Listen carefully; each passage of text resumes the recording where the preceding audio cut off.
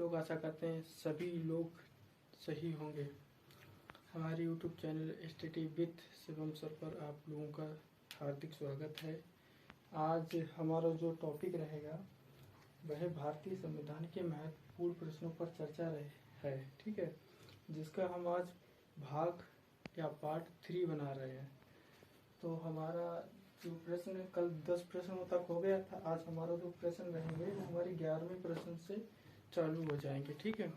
तो हमारा जो पहला यानी 11वां प्रश्न है तो ये है, निम्नलिखित में से संविधान सभा की संघ संविधान समिति का अध्यक्ष कौन था या कौन थे, ठीक है।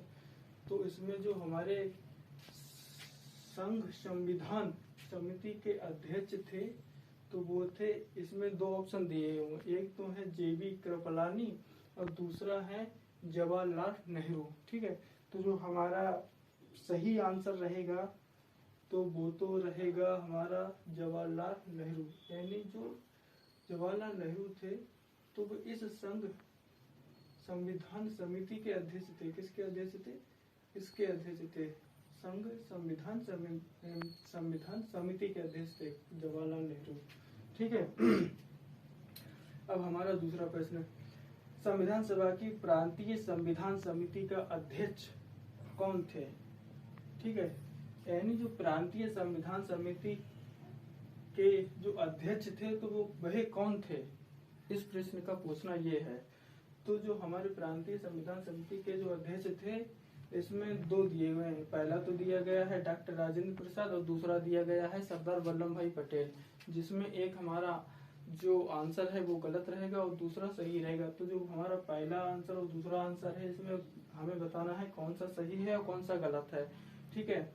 तो जो हमारा सही आंसर है और जो गलत है, जो हमारा गलत आंसर रहेगा वो तो रहेगा डॉक्टर राजेंद्र प्रसाद, और जो हमारा सही आंसर रहेगा वो हमारा सही आंसर ये रहेगा सरदार वल्लभ भाई पटेल।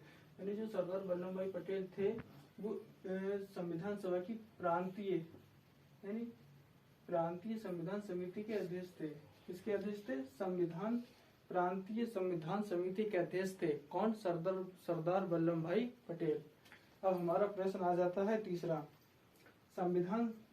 भारतीय संविधान की प्रारूप समिति का अध्यक्ष कौन थे या कौन था, ठीक है। तो जो हमारी जो प्रारूप यानी संविधान की जो प्रारूप समिति के जो अध्यक्ष थे तो इसमें भी हमारे दो आंसर दिए गए हैं, तो जिसमें हमारा एक आंसर सही है और एक आंसर गलत है।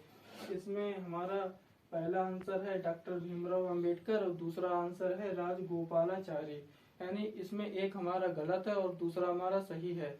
तो जो हमारा गलत आंसर है और जो सही आंसर है हमें उसको देखना है। तो हमारा जो सही आंसर रहेगा वो तो हमारा रहेगा डॉक्टर भीमराव अंबेडकर, क्योंकि जो डॉक्टर भीमराव अंबेडकर थे उनको संविधान सभा ने प्रारूप समिति का अध्यक्ष बनाया था, ठीक है। तो इसके जो अध्यक्ष कौन है, प्रारूप समिति के जो अध्यक्ष है वो वह कौन है? वह है डॉक्टर भीमराव अंबेडकर, ठीक है।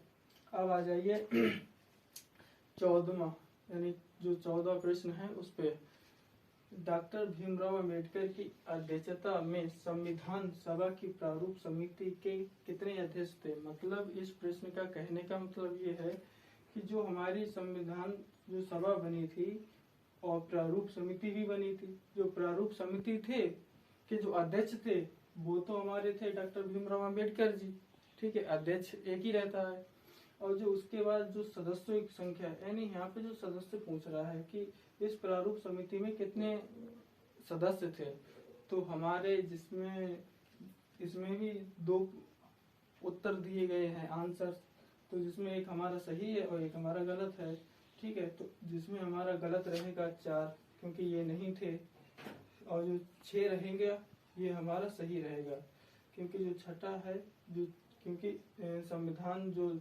प्रारूप समिति के जो सदस्य थे वो हमारे 6 थे। कितने थे? 6 सदस्य थे यहाँ पे, ठीक है।